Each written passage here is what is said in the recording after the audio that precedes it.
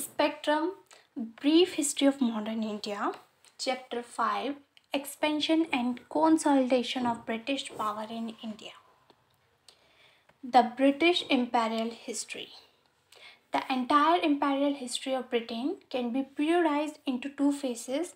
The First Empire stretching across the Atlantic towards America and the West Indies. Second Empire beginning around 1783 and swinging towards the East, Asia and Africa. The imperial history of Britain started with the conquest of Ireland in the 16th century. The English then sprang up was the New Romans, charged with civilizing so-called backward race throughout the world. For this, the post-Enlightenment intellectuals of Britain in particular and of Europe in general started certifying themselves as civilized vis-a-vis the Orient peoples and others. Owing to various spatial and situational forces, the nature of imperial ideology of Britain changed over time, but its fundamentals remained the same. Was the British conquest accidental or intentional? Historians have debated over the fundamental query whether the British conquest of India was accidental or intentional. John Seeley leads the group which says that the British conquest of India was made blindly, unintentionally, and accidentally, and in a fit of absence mindedness. This school of opinion argues that the British came to trade in India and had no desire to acquire territories or to squander their profits on war waged for territorial expansion. The English, it is argued, were unwillingly drawn into the political turmoil created by the Indians themselves and were almost forced to acquire territories. The other group says that the British came to India with the clear intention of establishing a large and powerful empire, a plan which they completed by working on it bit by bit over the years. They dismiss as propaganda the claim of the peaceful intent and political neutrality of the English East India Company in its early days. Both the schools of opinion appear to be overstating their viewpoints. Initially, perhaps the company officials started acquiring territory just to promote and protect their trade interest, especially when they saw how functionalized the political situation was. They came to realize how easily they could pit one local ruler against other and began to interfere in local politics and in the process acquire territories. But later on, the British politicians back in Britain and the administrators sent by them to India worked on a clear desire and planned to acquire territories and establish an empire. The enormous profits from the trade in the East, notably India, attracted the English traders as it did other Europeans. A desire for quick profits, personal ambitions of individuals, plain avarice, and effects of political developments in Europe were some of the factors that made the British increase their political clout in India. At times, they waged wars to protect their commercial interest and, and at others. They did so to protect their Indian allies from the attacks of potential rivals. B.L. Grover writes Lord Wellesley resorted to aggressive application of the subsidiary alliance system to extend British dominion in India as a defensive countermeasure against the imperialistic designs of France and Russia. From 1798 to 1818, the British motives were consciously imperialistic. Lord Hastings further carried the policy of Wellesley and treated India as a conquered rather than acquired country. Thereafter, the British seemed to be work on a set designed to conquer the whole of India and even some neighboring states.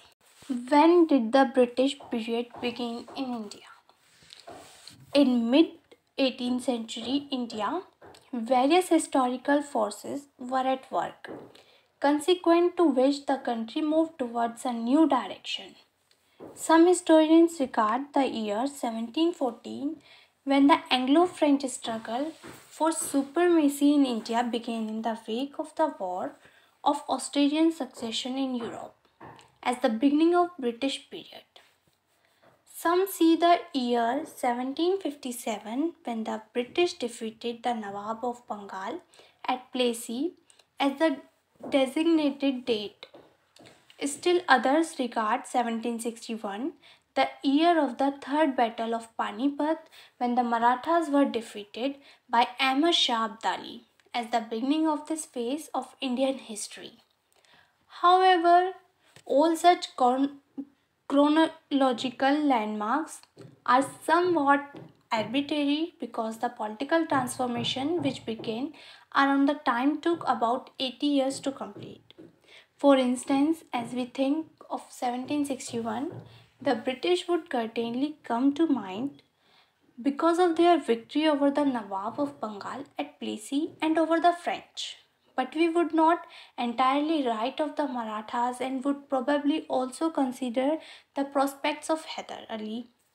In fact, it was a period of Indian history would which it would probably be a mistake to interpret in terms of what we know in the present.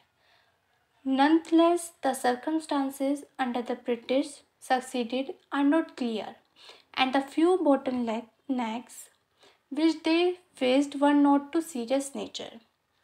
It is the paradox which makes the causes of British success in establishing an empire in India matter considerable interest. Causes of British success in India. The entire process of expansion and consolidation of the British power in India took almost a century.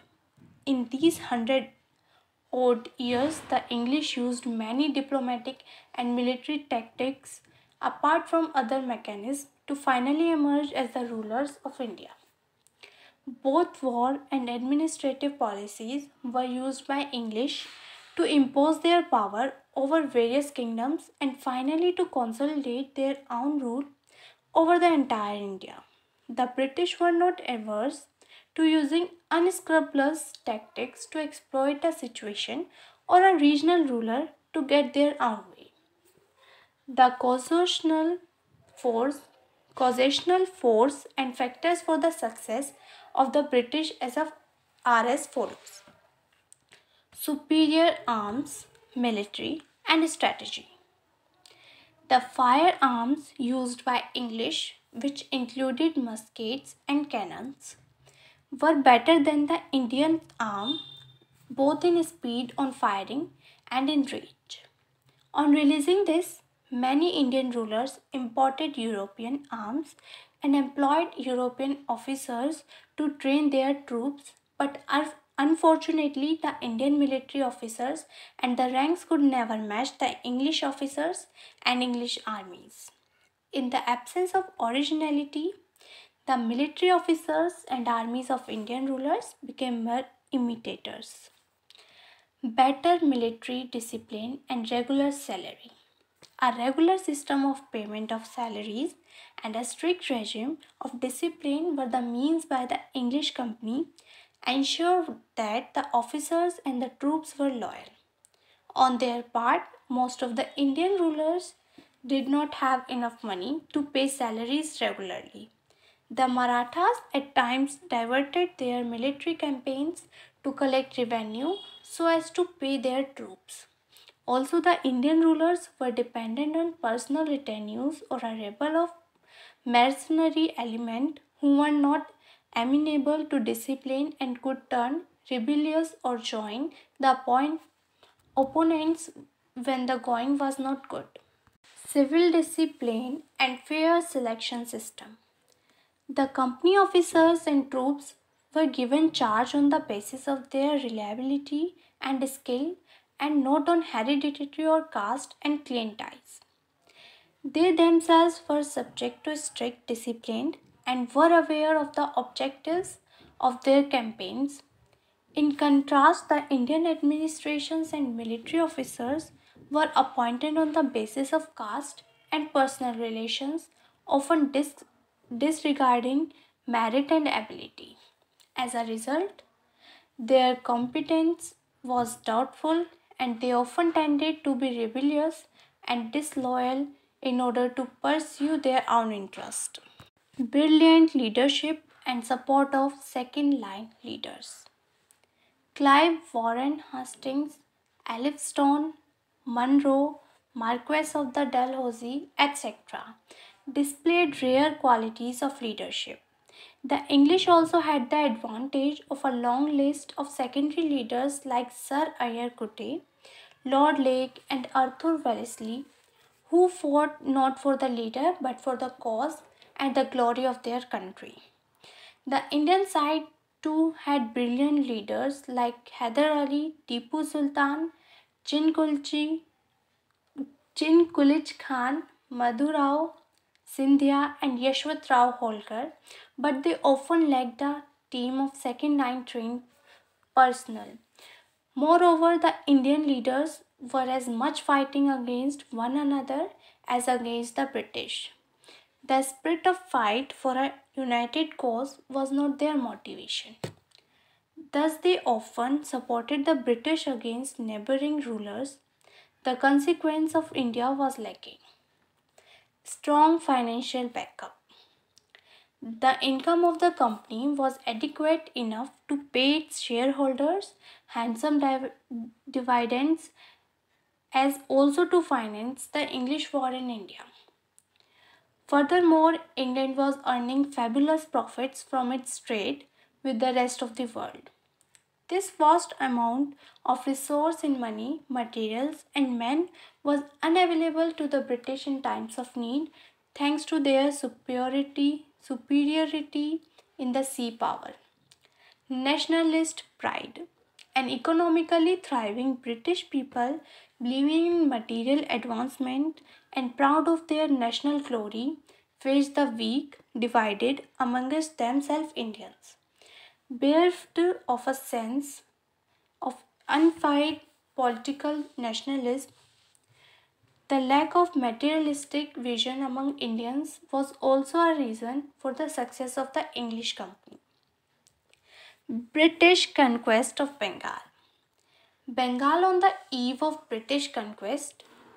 Bengal, the richest province of the Mughal Empire, included present day Bangladesh, and its Nawab had authority over the region constituting present day states of Bihar and Orissa. Exports from Bengal to Europe consisted low of raw products such as saltpeter, rice, indigo, pepper, sugar, silk, cotton, textiles, handicrafts, etc. The English East India Company had vital commercial interest in trading in Bengal, as nearly 60% of British imports from Asia consisted of goods from Bengal. During the 1630s, regular contact of British with Bengal continued when they established factories in the Balasore, Hooghly, Kasim Bazar, Patna and Dhaka. By the 1690s, the foundation of Calcutta by the English company completed the process of English commercial settlement in Bengal. The company paid a sum of 3,000 rupees per annum to the Mughal emperor who allowed them to trade freely in Bengal. In contrast, the company's exports from Bengal were worth more than 50,000 rupees per annum. In 1700, Murshid Quli Khan became the Diwan of Bengal and ruled it till his death in 1727. He was succeeded by his son-in-law Suzauddin, who ruled till 1739. After that, for a year, 1739 to 40, Sarfaraz Khan, as an incapable son of a Murshid Quli Khan, became the ruler. He was killed by Alivardi Khan. Alivardi Khan ruled till 1756 and also stopped stopped paying tributes to the Mughal Empire. Under the rule of these rulers, Bengal made unprecedented progress. There were other factors too, which made Bengal prosperous. For instance, the rest of India was distributed by inter-border disputes, the Marathas' invasions, Jat revolts, and external invasions by Nadir Shah and Ahmad Shah Abdali. The region of Bengal was fortunate enough to escape these challenges. The population of Calcutta rose from 15,000 in 1706 to 100,000 in 1750, and other cities like Dhaka and Murshidabad became highly populous. Almost all of the governors of Bengal strongly resented the special privileges enjoyed by the English company, as it meant a huge loss of provincial exchequer. So the friction between the English commercial interest and the Bengal government became the chief cause of the conflict between the two. During a short period between 1757 and 1765, the power gradually got transferred from the Nawabs of Bengal to the British, with the latter defeating the former. Alivardi Khan and the English. In 1741, Alivardi Khan, the deputy governor of Bihar, killed the Nawab of Bengal Sarfaraz Khan in a battle and certified his own position as the new Subadar of Bengal by paying a large sum of money to the Mughal emperor. Muhammad Shah Alivardi Khan ruled for 15 years, during which he fought off the Marathas. The English, too, took the advantage of the Marathas' incursions in Bengal by obtaining a permission from the Nawab to dig a ditch and throw up the entrenchment around their settlement of Fort William. Later, Alivardi Khan's apprehensions were drawn to the Carnatic region, where the European companies had usurped all power. On the releasing this, he was urged to expel the Europeans from the Bengal, but he died in April 1756 and was succeeded by his grandson Siraj ud Daulah, the son of Alivardi's youngest daughter. Challenges before Siraj ud Daulah. A youth just in his 20th year, Siraj inherited many troubles from his grandfather. He had a rival in his cousin, the Nawab of Purnia, Shaukat Jung, a hostile aunt, Kasiti Begum, a childless widow, a rebellious commander of the army, Mir Zafar, husband of Alivardi's sister, and an alarmed subject population. There was a dominant group in his court comprising Jagat Seth, Omi Chand, Rai Bhalla, Rai Durlabh, and others who were opposed to him. To these internal rivals were added the threat of Siraj's position from the ever-growing commercial activity of the English company. Impulsive by nature and lacking experience, Siraj felt insecure, and this prompted him to act in ways which proved counterproductive. He defeated Shaukat Jung and killed him in a battle, divested Ghasiti Begum of her treasures and secured her, and dismissed Mir Zafar, appointing Mir Madan in his place. A Kashmiri officer, Mohanlal, was appointed as the overall administrator, and he acted almost like a prime minister. The Battle of Plassey. Prelude to the battle. The officials of the company made rampant misuse of its trade privileges, and that adversely affected the Nawab's finance. The English fortified Calcutta without the Nawab's permission. The company further tried to mislead him and compounded their sin by giving asylum to a political fugitive, Krishna Das, son of Raj Bhalla, who had fled with immense treasures against the Nawab's will. The company, on its part, suspected the Siraj would drastically reduce its trade privileges in collusion with the French in Bengal. Thus, when Siraj attacked and seized the English fort at Kolkata, it brought their hostility into the open. Mention may be made here of the much propagated Black Hole tragedy. Siraj-ud-Daulah is believed to have imprisoned 146 English persons who were lodged in a very tiny room, due to which 143 of them died of suffocation. However, historians either do not believe this story or say that the number of victims must have been much smaller. The battle. The arrival of a strong force under the command of Robert Clive at Kolkata from Madras strengthened the English position in Bengal. Clive forged a secret alliance with the territories of the Bengal, Mir Zafar, Rai Durlab, Jagat Seth, and Omi Chand. Under the deal, Mir Zafar was to be made the Nawab, who in turn would reward the company for its service. The secret alliance of the company with the conspirators further strengthened the English position. So, the English victory in the Battle of Plassey was decided before the battle was even fought. Due to the conspiracy of the Nawab's officials, the 50,000 strong force of Siraj was defeated by a handful of Clive's force. Siraj-ud-Daulah was captured and murdered by order of Mir Zafar's son Miran.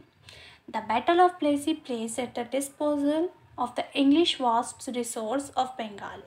After Plassey, the English virtually monopolized the trade and commerce of Bengal.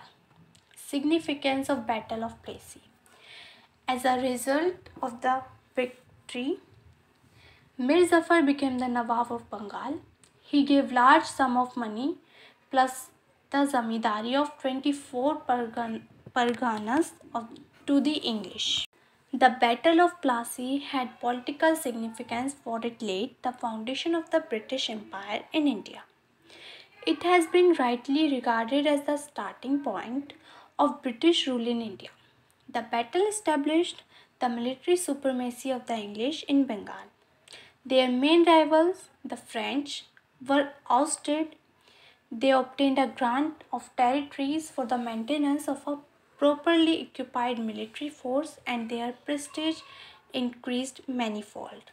But there was no apparent change in the form of government, though the supreme control of affairs passed to Clive, on whose support the new Nawab Mir Zafar was entirely dependent of maintaining his newly acquired position. The sovereignty of the English over Calcutta was recognized, and the English posted a resident at Nawab's court, Mir Qasim, and the Treaty of 1760. Mir Zafar was increasingly irritated by interference of Clive. They entered into a conspiracy with the Dutch at the Chinsura, but the Dutch were defeated and humbled by the English force at Bidara in November 1759. The treachery of Mir Zafar and his failure to make the payments due to the company annoyed the English. Meanwhile, Miran, the son of Zafar, died, and there started a fight for the Nawabship of Bengal between Mir Qasim, the son in law of Mir Zafar, and Miran's son, Wasistret, the new governor of Calcutta, agreed to support Mir Qasim's claim after a treaty between Mir Qasim and the company was signed in 1760. Important features of the treaty were as follows. Mir Qasim agreed to cede to the company the districts of Burdwan, Midnapur, and Chittagong. The company would get half of the share in chunam trade of Sylhet. Mir Qasim agreed to pay off the outstanding dues to the company. Mir Qasim promised to pay a sum of rupees 5 lakh towards financing the company's war efforts in the southern India. It was agreed that Mir Qasim's enemies were the company's enemies and his friends the company's friends. It was agreed that tenants of the Nawab's territory would not be allowed to settle in the lands of the company and vice versa. Under the pressure of the company, Mir Zafar decided to resign in favor of Mir Qasim. A pension of rupees 1500 per annum was fixed for Mir Zafar. Steps taken by Mir Qasim. Mir Qasim was the ablest Nawab among the successors of Ali Vardi Khan. After assuming power, Mir Qasim shifted the capital from Murshidabad to Munger in Bihar. The move was taken to allow a safe distance from the company at Calcutta. His other important step was reorganizing the bureaucracy with the men of his own choice and remodeling the army to enhance its skill and efficiency. The Battle of Boxer. Prelude to battle. The company had thought that Mir Qasim would prove to be an Indian puppet for them. However, Mir Qasim belied the exceptions of the company. Ram Narayan, the deputy governor of Bihar, was not responding to repeated requests by the Nawab to submit the accounts of the revenues of Bihar. Mir Qasim could not tolerate this open defense of his authority, but Ram Narayan was supported by the English officials of Patna.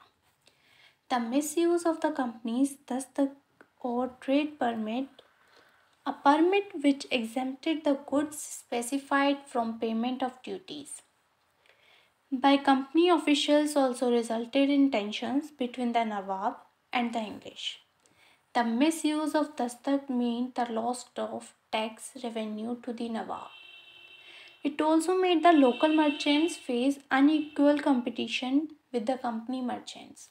By an imperial firman, the English company had obtained the right to trade in Bengal without paying transit dues or tolls. However, the servants of the company also claimed the same privileges for their private trade. The company's servant also sold dastak to Indian merchants for a commission. Besides, they used coercive methods to get goods at cheaper rates, which was against the spirit of the duty free trade. The duty free trade simply means buying cheap and otherwise competitive market. Mir Qasim decided to abolish the duties altogether, but the British protested against this and insisted upon having preferential treatment as against other traders.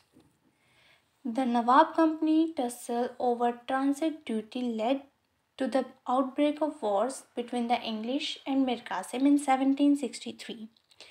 The English gained successive victories at Katwa, Murshidabad, Giria, Suti, and Munger. Mir Qasim fled to Awadh and formed a confederacy with the Nawab of Awadh, Sujauddaulah, and the Mughal Emperor Shah Alam II with the view to recover Bengal from the English. The battle. The combined armies of Mir Qasim, the Nawab of Awadh, and Shah Alam II were defeated by English forces under Major Hector Munro at Boxer on October 22, 1764, in a closely contested battle. The English campaign against Mir Qasim was short but decisive. The importance of this battle lay in the fact that not only the Nawab of Bengal but also the Mughal Emperor of India was defeated by the English. The victory made the English a great power in northern India and contenders for the supremacy over the whole country. After the battle, Mir Zafar, who was made Nawab in 1763 when relations between Mir Qasim and the company became strained, agreed to hand over the districts of Midnapur, Burdwan, and Chittagong to the English for the maintenance of their army. The English were also permitted duty-free trade in Bengal, except for a duty of 2% on salt. After the death of Mir Zafar, his minor son Nazim-ud-Dawla was appointed Nawab, but the real power of administration lay in the hands of Naib Subadar, who could be appointed or dismissed by the English. The Treaty of Allahabad. Robert Clive concluded two important treaties at Allahabad in August 1765, one with the Nawab of Awadh and the other with the Mughal Emperor Shah Alam II. Nawab Suzad-Dola agreed to surrender Allahabad and Kara to Emperor Shah Alam II, pay 50 lakh to the company as war indemnity, and give Balwant Singh, Zamindar of Banaras, full possession of his estate. Shah Alam II agreed to reside at Allahabad to be ceded to him by the Nawab of Awadh under the company's protection. Issue a farman granting the Diwani of Bengal, Bihar, and Orissa to the East India Company in lieu of an annual payment of rupees 26 lakh and a provision of rupees 53 lakh to the company in return of Nizamat function, military defense, police, and administration of justice of the said provinces. Clive did not want to annex Awadh because it would have placed the company under an obligation to protect an extensive land frontier from the Afghan and the Maratha invasions. The treaty made the Nawab a firm friend for the company and turned Awadh into a buffer state. Similarly, Clive's arrangement with Shah Alam II was inspired by the practical consideration. It made the emperor a useful rubber stamp of the company. Besides, the emperor's farman legalized the political gains of the company in Bengal. Mir Qasim, the dethroned Nawab of Bengal, spent the rest of his life in abject misery as a homeless wanderer and died in June 1777. Dual government in Bengal 1765 to 1772. After the Battle of Boxer, the East India Company became the real master of Bengal.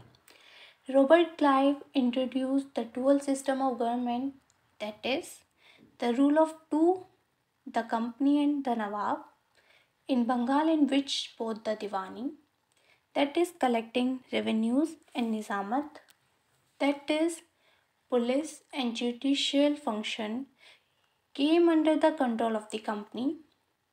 The company exercised Diwani rights as the Diwani and the Nizamat rights through its right to nominate the deputy Subadar. The company acquired the Diwani function from the emperor and Nizamat function from the Subedar of Bengal.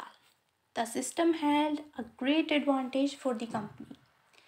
It left the appearance of authority to the puppet Indian ruler while keeping the sovereign power in the hands of the company. The Nawab was responsible for maintaining peace and order, but it depended both for funds and forces upon the company because the latter controlled the army and revenues.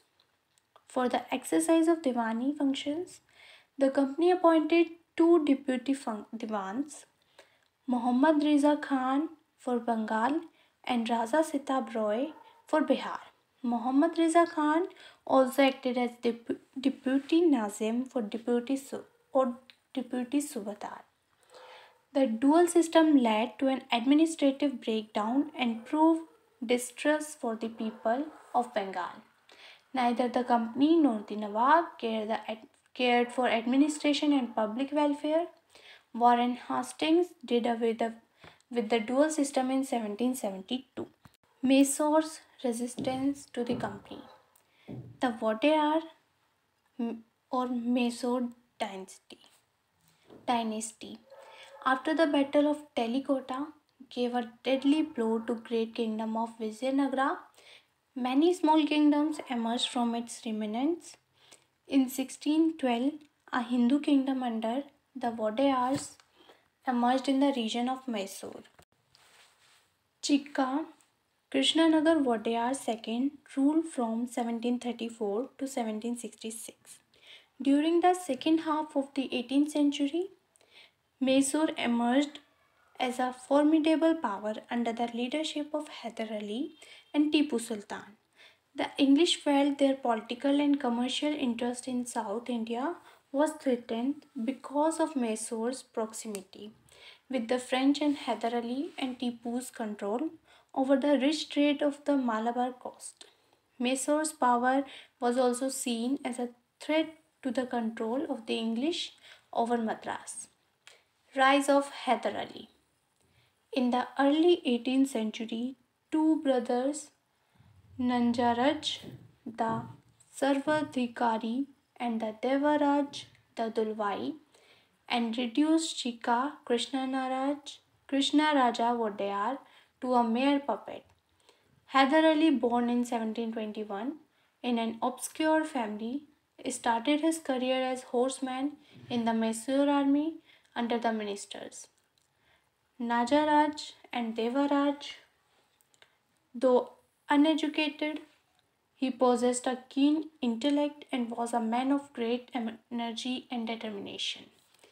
Repeated incursions of the Marathas and of the Nizam's troops into the territories of Mysore resulted in heavy financial demands made by the aggressors from Mysore.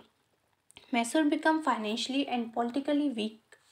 The need of the hour was a leader with high degree of military powers and diplomatic skill. Hyder Ali fulfilled that need and us- usurped the royal authority by becoming the de facto ruler of Mysore in 1761. He realized that the exceeding mobile Marathas could be contained only by a swift cavalry, that the cannons of the French trained Nizami army could be silenced only by an effective artillery, and that the superior arms from the west could only be matched by arms brought from the same place of manufacture with the same known how.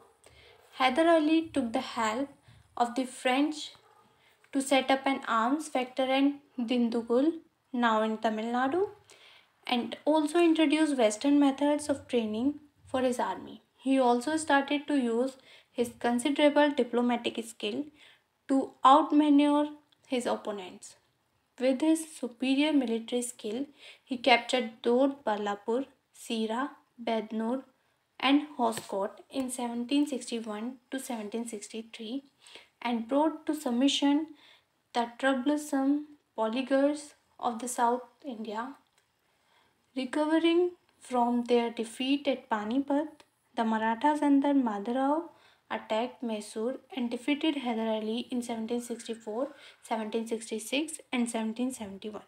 To buy peace, Hyder Ali had to give them large sum of money, but after Madhavrao death in 1778, Hyder Ali raided the Marathas number of times during 1774 to 76 and recovered all the territories he had previously lost, besides capturing new areas. First Anglo-Mysore War 1767 to 1769.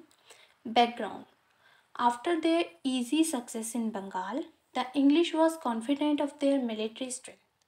They concluded a treaty with the Nizam of Hyderabad 1766, persuading him to give them the northern Kirkars region, in lieu of which they said they would protect the Nizam from Hyder Ali.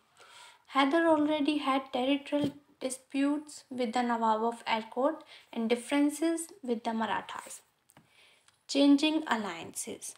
The Nizam, the Marathas, and the English allied together against Hyder Ali. Hyder acted with considerable tact and diplomatic skill. He paid the Marathas to turn them neutral and promising to share conquered territories with the Nizam, converted the Nizam into his ally. He then joined the Nizam to attack the Nawab of Arcot. Course of war. The war continued for a year and a half without any conclusion. Hyder changed his strategy and suddenly appeared before the gates of Madras.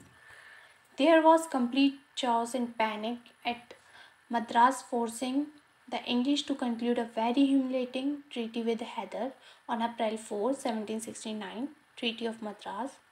The treaty provided for the exchange of prisoners and mutual restitution of conquest.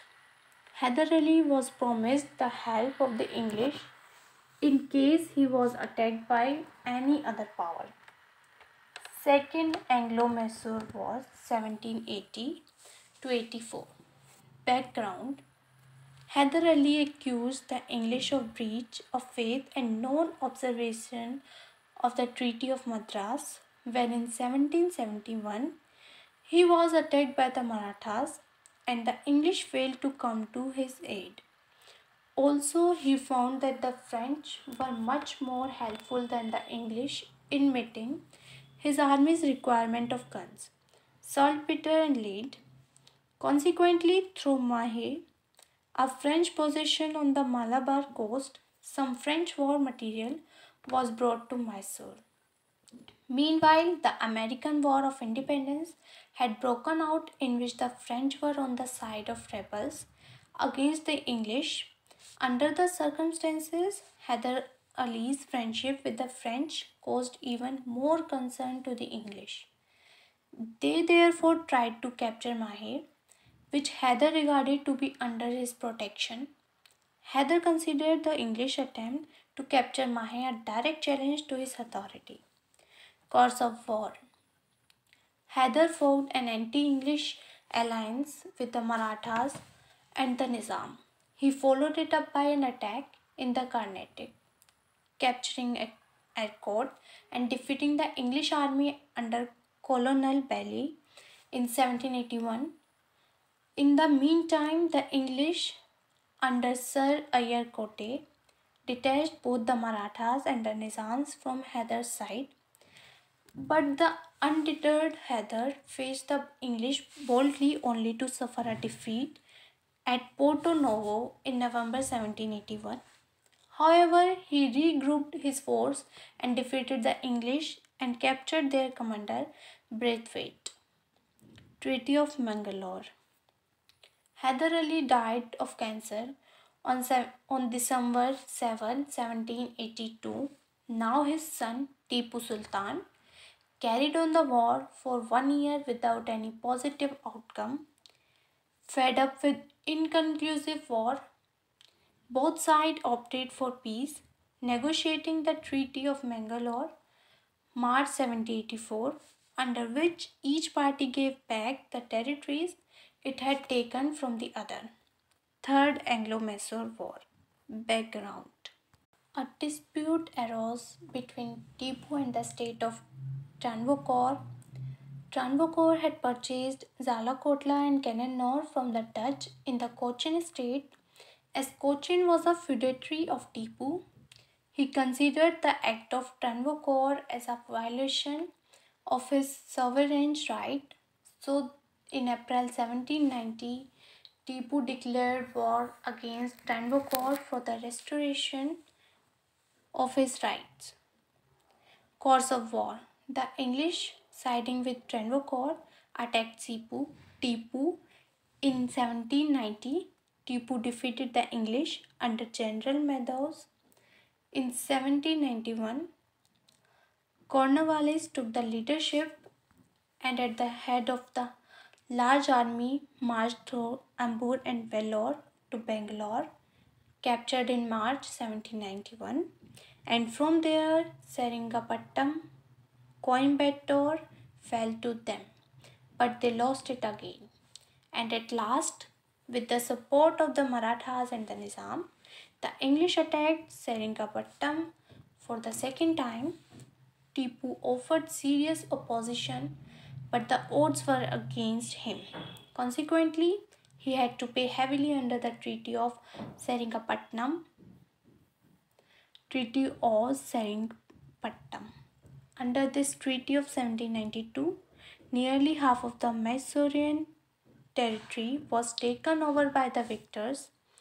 Baramahal, Dindigul, and Malabar went to the English, while the Marathas got the region surrounding the Tungabhadra and its tributaries, and the Nizam acquired the areas from the Krishna to beyond the Pennar. Beside a war damage of 3 crore rupees was also taken from Tipu.